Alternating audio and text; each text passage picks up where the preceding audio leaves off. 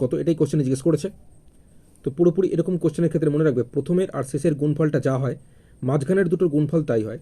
তাই এক্ষেত্রে কে এর মান যদি বের করতে হয় তাহলে প্রথম আর শেষের গুণফল,